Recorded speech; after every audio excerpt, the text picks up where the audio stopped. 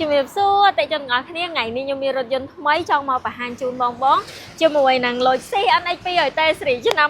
2015ចាទៅតែមកដល់ទេខ្ញុំបានធ្វើការផុសជារូបភាពនៅក្នុង page ដែរតែវីដេអូទៅធ្វើថ្ងៃហ្នឹងឯងឥឡូវយើងចូលមកមើលមកជុំសិនសម្រាប់រថយន្តមួយគ្រឿងនេះមកជាមួយនឹង option ចា Sport Scene ចាពណ៌ខ្មៅខាងក្នុងខ្មៅដូចគ្នាបើនិយាយពីកង់វិញគឺកង់ថ្មី4គ្រាប់តែម្ដងសម្រាប់រថយន្តមួយគ្រឿងនេះចាមកមុំបញ្ជុំអត់មានប៉ះទេចាសូម្បីតែកៅមកក៏អត់មានបាញ់ដែរបងចាឥឡូវយើងមើលបញ្ជុំហើយយើងចូលទៅមើលផ្នែកខាងក្នុងពាក់ព័ន្ធជាមួយនឹងខាងក្នុងបងដូចពូកដូចអីគឺ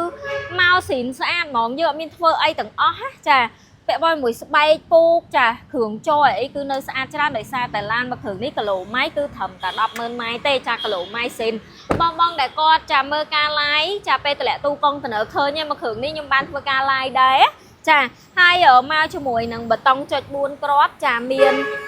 packing ចាមាន blind spot មានបើកពូតជាមួយនឹងកដៅចកោតចាហើយបើនិយាយពីដៃចកោតវិញចាអត់មានសឹករិចរិលទេបងគឺនៅស្អាតច្រើនចាមានម៉ៅហើយមកជាមួយនឹងសោមួយគ្រាប់មានឆាច់ wireless ដែរឆាច់ wireless នេះនៅខាងនេះបងចាមានឆាច់ wireless ដែរសម្រាប់ឆាច់ wireless ហ្នឹងវាតាមឡានឯងបងឡានខ្លះមានឡានខ្លះអត់ចឹងតែមួយគ្រឿងនេះមកមាននេះមិនខ្ញុំប្រាប់បងគីឡូម៉ៃ 100000 ម៉ៃបងចាគីឡូម៉ៃស៊ីមជូនបងតែម្ដងហើយពាក់ព័ន្ធមួយតាប់ឡូចាគ្រឿងចបតុងចុចអីអត់មានចាកលិតកលាញ់អីទេគឺមកនៅស្អាតច្រើនឥឡូវយើងចូលទៅមើលប្លុកម៉ាស៊ីនវិញម្ដងបងចាប់អារម្មណ៍ចាចង់បងមលួចាមួយគ្រឿងនេះមួយខែបងត្រឹមតែ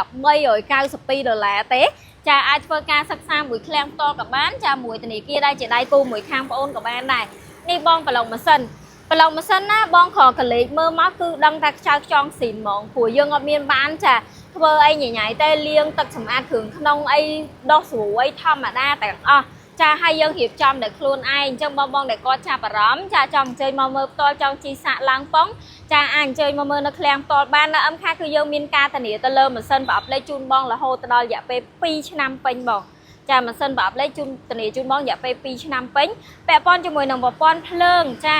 អាគុយ ABS រកការចេញឆែកទាំងអស់ពាក់ព័ន្ធជាមួយនឹងប្រព័ន្ធម៉ាស៊ីនត្រជាក់គឺខាងបងអូនធានាជូនបងរហូតដល់រយៈពេល3ខែចឹងបងយកទៅតេស្តតរាយចោះបងយកទៅប្រើចោះមានបញ្ហាបងអាចយករថយន្តយកមកឃ្លាំងបានទីតាំងបងប្អូនគឺនៅខាងក្រោយ Hotel Intercon នៅលើផ្លូវ430កាយជាមួយនឹងផ្លូវ205នៅម្ដុំផ្លូវក្រោយប៉េរូស៊ីតែម្ដងបងចង់ទិញដាច់ក៏បានចាវាយដូរក៏បានដែរបងកំពុងតែប្រើរថយន្តបងផ្ទាល់ខ្លួនបងយកមកវាយដូរជាមួយនៅរថយន្តមួយគ្រឿងនេះក៏បានដែរចាអរគុណជម្រាបលាជួបគ្នាវីដេអូក្រោយ